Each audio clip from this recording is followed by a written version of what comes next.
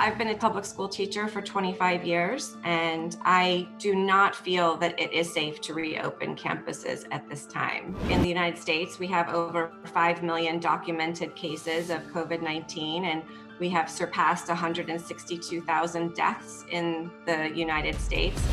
So there are 3 million public school teachers in the United States, and if 10% die, that number is just astronomical. And which of those people are you talking about? Me, my children, my students? We are not numbers on a page.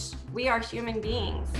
This notion that children are immune is wholeheartedly false. We know that children carry the disease, they just often are asymptomatic. And so putting 36, 40 students in a room with a teacher that's not properly ventilated is just a recipe for disaster. It is not the job of schools and school communities to fix the economy. That is the government's job. One person catching COVID-19 is too many. Well, Karen is joining the discussion via Ionico. You just say that the job is important, you get that, you're dedicated, you've been dedicated the entire time, but you just don't think you should put yourself or your children in harm's way at this point. Of course not, absolutely not. It is not safe to reopen schools at this time. Teachers walk into their jobs, into their classrooms every single day, preparing for an active shooter. And reopening campuses at this time is asking me to bring home that active shooter. And I'm not willing to do that. That is where I draw the line. I believe that kids need to be in the classroom with the teachers. I just feel that's so important.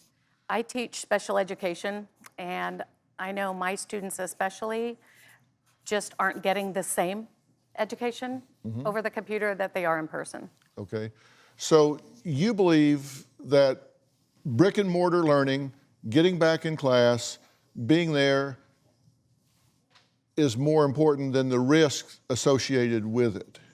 I believe that we need to do everything we can to mitigate that risk, but at the end of the day, I believe it's more important to be back in school. Okay, and why do you think that outweighs the risk of disease and infection, not only for the children, but for yourself and for the teachers? Well, I believe there's risk all the time. A few years ago, I was teaching, I got swine flu at the school from one of my students. Right. So there's always risk, there's always disease, but I think there's risk for our children right now that aren't getting what they need. What do you think about this? There's always going to be a risk of some sort of illness or sickness, but I can tell you that I am no more scared for my son to go to school and potentially bring COVID into our house than I am of any other sickness or illness. That's almost essentially something they should expect in the career path that they chose. All right, well, Andrea, you say it's not safe to return to daycare or school, either one, and you drove 15 hours to be heard on this. Tell me what you think and tell me why.